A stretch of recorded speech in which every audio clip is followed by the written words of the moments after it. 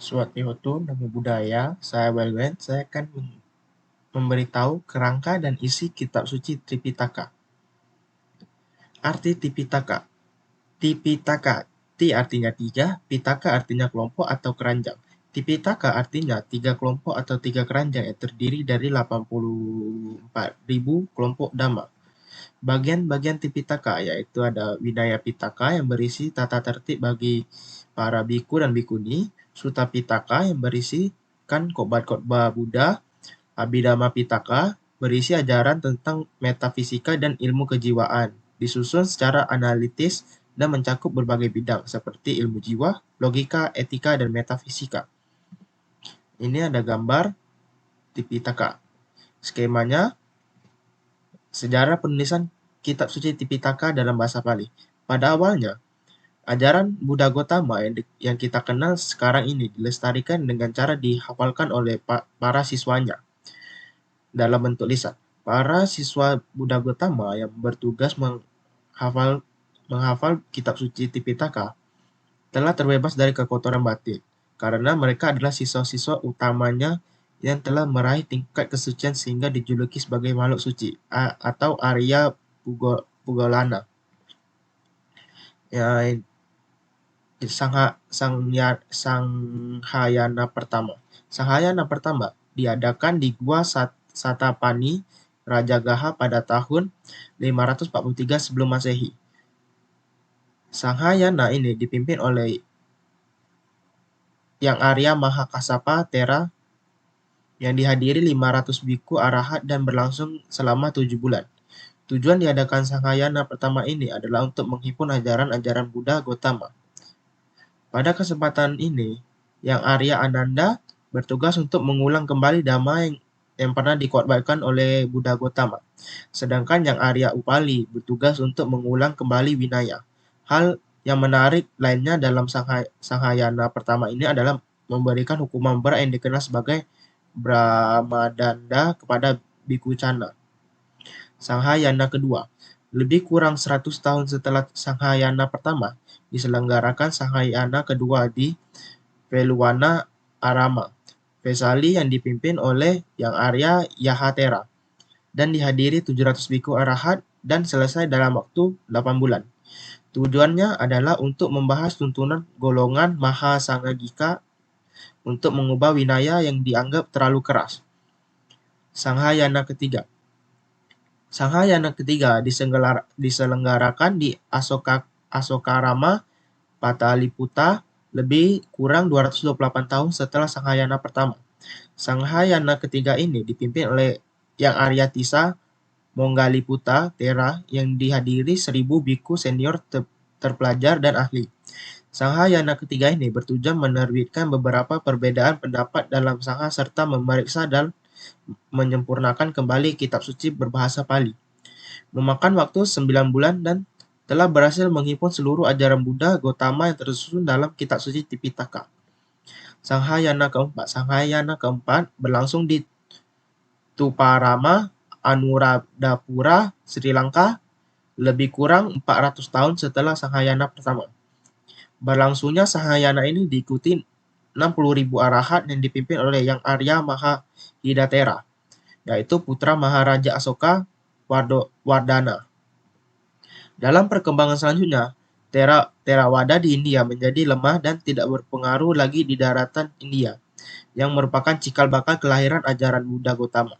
Namun demikian, sekte ini malah tertanam kuat di Sri Lanka. Pada Sanghayana keempat ini, ajaran-ajaran Buddha Gotama yang tersusun dalam kitab suci Tripitaka dan Atthakatthana telah berhasil ditulis pertama kali secara resmi di daun lontar. Sanghayana kelima. Sanghayana kelima dilaksanakan di Mandalay, Myanmar pada tahun 1817 dan dihadiri oleh 2.400 Mahatera dan Acira terpelajar atas sponsor Raja Mindonin dan berlangsung selama 5 bulan di istana kerajaan. Sanghayana ini diadakan untuk menyeragamkan kitab suci Tripitaka Pali dan diprasastikan pada 720 29 lempengan batu palam yang diletakkan pada sebuah bukit. Sanghayana ke-6 diselenggarakan di Mahapasana Guha, Yangon, Myanmar pada tanggal 17 Mei 1954 hingga 22 Mei 1956. Dipimpin oleh Yang Maha Abhijaja Maharata Guru Bandata Rewata dan dihadiri oleh biku terpelajar dari berbagai negara yakni India, Sri Lanka, Nepal, Kamboja, Thailand, Laos, dan Pakistan. Pada bulan Purnama Waisa pada tahun 1956, Sanghayana ini ditutup dan merupakan 2.500 tahun parinibbana Buddha Gautama. Tahun ini ditetapkan sebagai tahun kebangkitan kembali agama Buddha di dunia. Sanghayana ke-6 ini dilaksanakan selama 3 hari dihadiri para tokoh dunia yang mengirimkan sambutannya. Di antaranya adalah Presiden India, Dr. Rajendra Prasad, dan Perdana Menteri India, Sri Jawaharlal. Selanjutnya, mengapa kita harus mengacu pada kitab suci Tipitaka?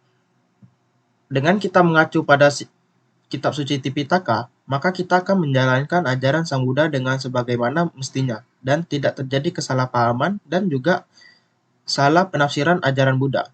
Yang kedua, validitas atau keotentikan dan pentingnya memahami kerangka dan isi kitab suci Tipitaka. Jumlah yang banyak dan juga isian yang kompleks membuat orang sedikit meragukan validitas dan juga otentikanya.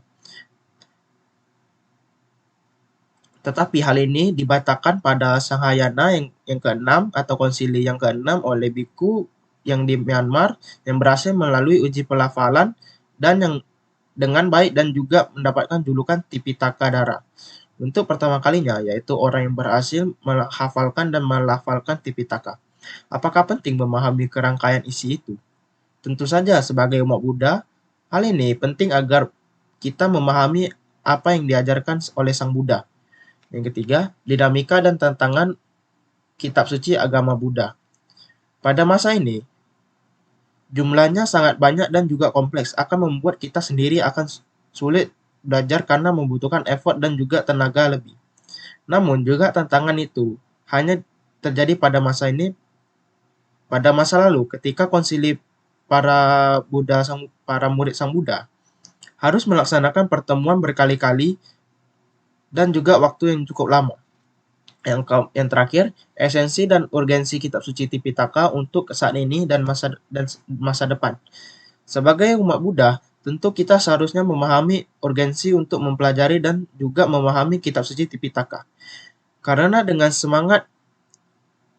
mempelajari kita melestarikan maka ajaran Buddha akan tetap ada, eksis dan di dalam dunia. Selain itu, juga contoh dapat dilakukan adalah diantaranya banyak sutta yang telah dirumuskan. Kita dapat mempelajari salah satu saja, itu merupakan salah satu untuk melestarikan ajaran Sang Buddha.